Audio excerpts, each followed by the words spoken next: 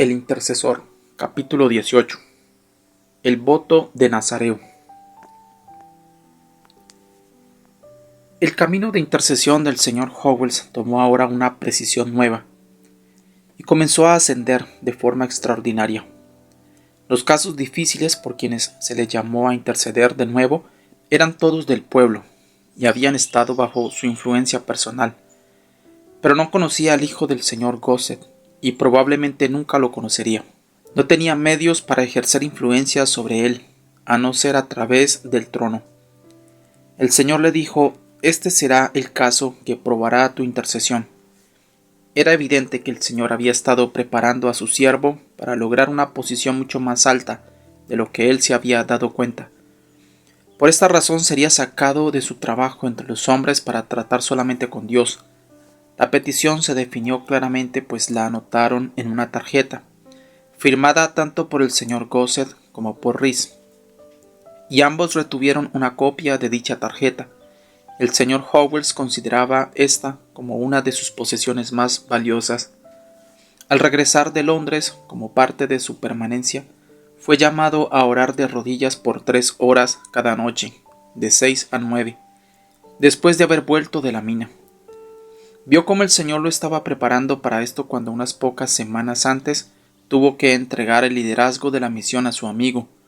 Ahora el llamado era a dejar de lado todas las actividades espirituales y ni siquiera podría asistir a las reuniones que se celebraban en la misión.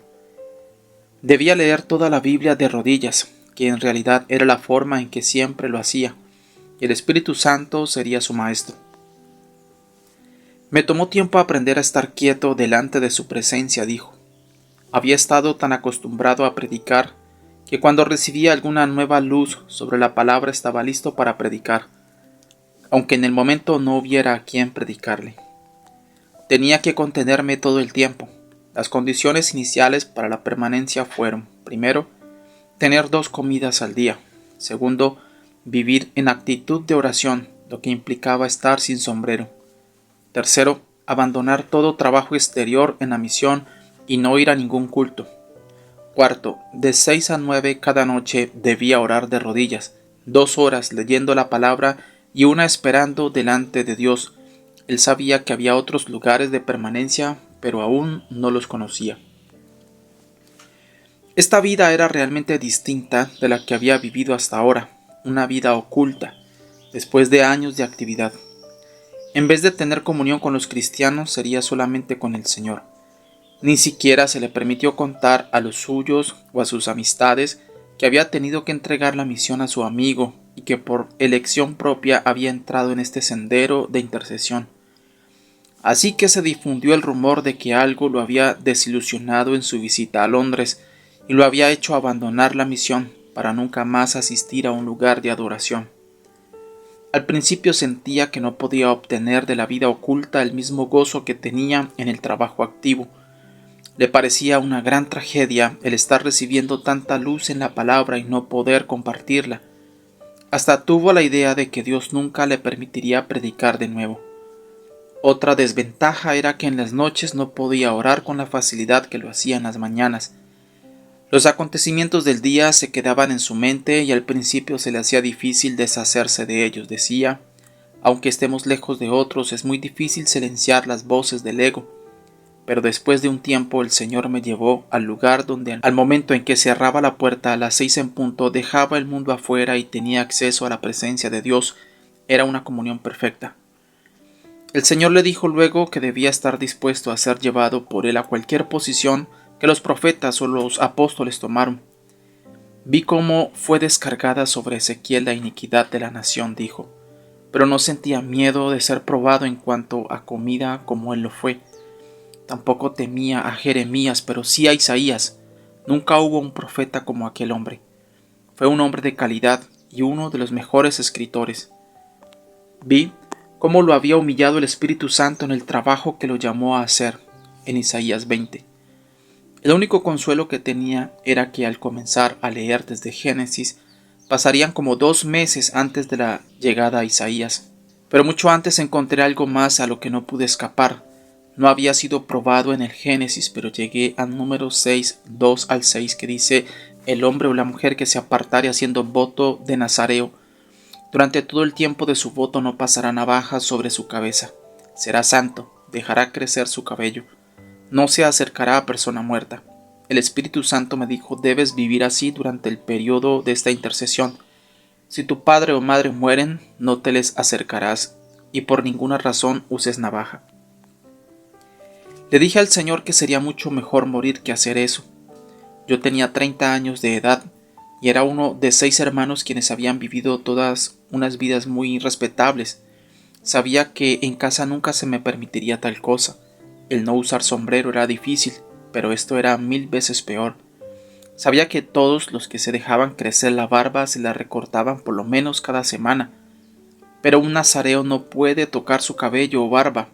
El diablo me susurró, a este ritmo en 6 meses te llegará a las rodillas y el único lugar para ti será el asilo.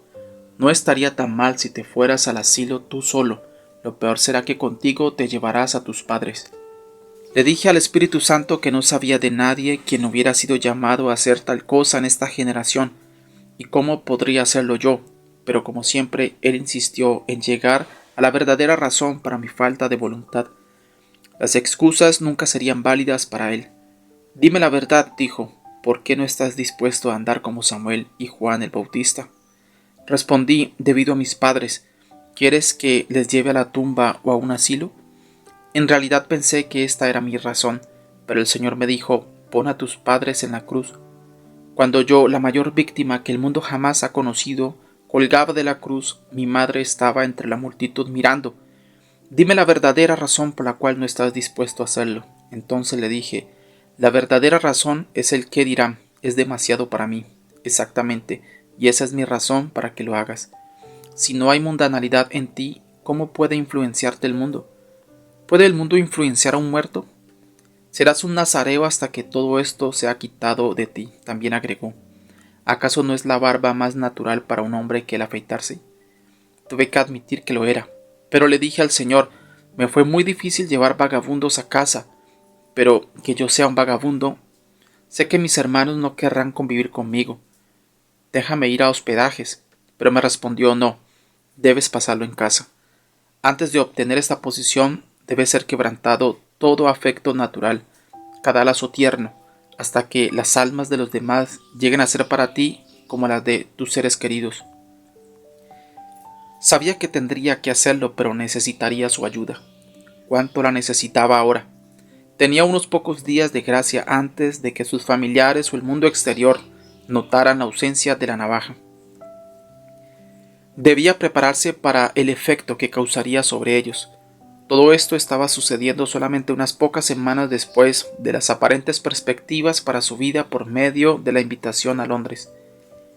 El padre del señor Gosset era un amigo personal del rey Eduardo VII, y la visita de Rhys a la casa de Gosset fue todo un acontecimiento para la vida de él. Hubo noticias de ello en el periódico local, y Rhys sabía que provenía de su padre.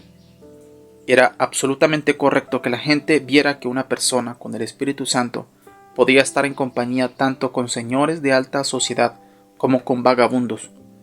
Sus padres estaban realmente orgullosos de él y esperaban que tales puertas se siguieran abriendo. En todos los caminos extraños por los cuales había sido guiado en los meses anteriores, ellos nunca habían dudado de su sinceridad. Su única objeción era que llevaba las cosas demasiado lejos, pero ahora sería su locura suprema. Lo primero que notaron fue que no salía en las noches como de costumbre, y pensaron que algo andaba mal en la misión. Luego vieron que no salió de su habitación los domingos. Sus padres se quedaron en vez de ir a la capilla ese día, y él podía oírlo susurrando, ¿qué le ha pasado? ¿Fue decepcionado en su visita a Londres? Finalmente, cuando notaron que no se había afeitado y que estaba pasando todo el tiempo en su habitación, pensaron que había llegado a lo peor. Bebí esa copa hasta el fondo, dijo el señor Howells. Me costó hacer esto a mis padres y ellos habrían hecho cualquier cosa por evitar que yo fuera un fracaso abierto ante los ojos del público. Cuánto deseaba darles una palabra de explicación. Hubiera sido un alivio, pero no. El camino a seguir no abrió su boca. Esto fue tan doloroso para mí como mi muerte ante el mundo exterior. Fue una gran muerte, era el tema de conversación en el pueblo. A la carne no debería ahorrársele dolor en ningún punto. Muchos pensaron que mi apariencia exterior era el resultado del fracaso, pero no podían detectar dónde había fracasado. Hasta mis ropas en ese tiempo eran como para hacer a los míos avergonzarse de mí, porque el Señor me había hecho regalar lo mejor y quedarme solamente con un traje. Durante las 2 primeras semanas no tuve victoria, e ir al trabajo era la experiencia más dolorosa. Cuando caminaba con Will Battery años antes, la gente volteaba a mirar con asombro y yo me sonrojaba. Yo nunca había visto a un hombre como él sin afeitarse, nunca, con el cabello largo, los cordones de los zapatos sueltos. Pensé en aquel entonces, me ruborizo de caminar con él, pero si yo tuviera que tomar su lugar. Había recordado cómo el Salvador tomó su lugar, murió su muerte y puso toda esa desgracia sobre su propia familia terrenal, mientras que yo estaba sensitivo y sonrojado por apenas estar con él. Entonces pensé lo siguiente: algún día tendrás que caminar así, y ahora estaba teniendo que hacerlo. Ni siquiera me ruborizaba cuando pasaba delante de ciertas personas. El espíritu me hacía devolverme y caminar frente a ellos de nuevo. Me vigilaba en cada punto hasta que me torné tan muerto como una persona que realmente ha dejado de existir. Solamente el valor de un alma perdida era lo que me obligaba a hacerlo. La crítica que recibía no era solamente del mundo, pues mucha provenía de gente religiosa. Aseguraban que estaba yendo demasiado lejos. Habían profetizado esta caída y ahora había acontecido. Era la experiencia del Salmo 69:8 que dice: «Extraño he sido para mis hermanos y desconocido para los hijos de mi madre». Y la razón fue dada en el versículo siguiente: «Porque me consumió el celo de tu casa y los reproches de los que te vituperaban cayeron sobre mí». Solamente unos pocos de sus amigos íntimos sabían que era por elección propia que había escogido este camino de intercesión y que el Espíritu Santo le estaba haciendo pisar el mismo sendero de vergüenza al cual eran arrastrados tantos por el pecado. Muchos pensaban que era como los monjes, que se le había metido en la cabeza una idea ridícula, o que todo esto era el efecto del fracaso y que se había vuelto loco. Solamente podemos imaginarnos lo que esto significaba para la señorita Elizabeth Jones, quien permaneció como su compañera espiritual íntima, aunque ya habían abandonado la esperanza de contraer matrimonio. En cierta ocasión, cuando debían encontrarse y ella tuvo inconvenientes para llegar a tiempo, el señor Howells pensó que al fin ella había fallado y no podía aceptar que la siguieran viendo con él, con su barba y cabellos largos descuidados, pero ella nunca falló, permaneció firmemente con él a través de todo. Pero si al principio el mundo lo estaba afectando, al final era él quien estaba afectando al mundo. La gente sentía la presencia del Señor con él y así lo decían. Hasta algunos sin fe religiosa se quitaban el sombrero cuando pasaban frente a él en las calles. Y un hombre viejo acostumbraba a decir a las gentes: «Tomen nota de mis palabras. Ahí va un Juan Bautista moderno». Hay evidencia del efecto que él ejercía sobre el distrito. Un hombre, quien no le conocía, preguntó al recolector de boletos de tren que dónde vivía el hombre que tenía el Espíritu Santo, y le indicaron cómo encontrar al señor Howells. Su comentario sobre esta prueba fue: «En 2 semanas tuve la victoria y me volví muerto a la influencia del mundo. Fue como dijo Pablo, porque esta leve tribulación momentánea produce en nosotros un cada vez más excelente y eterno peso de gloria». Segunda de Corintios 4:17. Oh, la gloria de aquella vida interior. Las 3 horas de oración era un tiempo pasado en la gloria. Era el mismo Espíritu Santo iluminando la palabra. Qué perfecta paz me dio el Espíritu y qué amor por las almas perdidas. Hasta entonces temía los escrutinios del Espíritu Santo. Temía a los nuevos niveles de permanencia porque nunca podía rechazarlos. Y mientras que haya el mínimo miedo, no hay libertad perfecta. La gente puede pensar que no tiene miedo, pero eso es porque nunca han sido probados. Yo pensaba que no temería ir contra el mundo y sus opiniones y que lo más fácil sería estar muerto al mundo. Este fue el mayor error que pude haber creído. El Señor tenía que ayudarme a cada paso. Era el proceso de santificación donde la naturaleza egoísta y todas sus codicias tienen que ser cambiadas por la naturaleza divina, según Romanos 6:6 y 2 de Pedro 1:4. Yo disminuía cada día. y él crecía. Cuando pasaba las pruebas, sentía como si estuviera en el mismo cielo, en su gloria. Después de caminar 6 meses como un nazareo, el Señor le dio la seguridad de que la intercesión había sido obtenida, y entró en una libertad maravillosa en la presencia de Dios. Inmediatamente fue a decirle a su madre que estaba libre, y que podría afeitarse. Ella se sintió tan llena de gozo que lo único que podía decir una y otra vez era gracias a Dios. En la correspondencia entre él y el señor Gossett, durante los meses siguientes, hubo numerosas referencias de ambos a la seguridad en cuanto a su petición.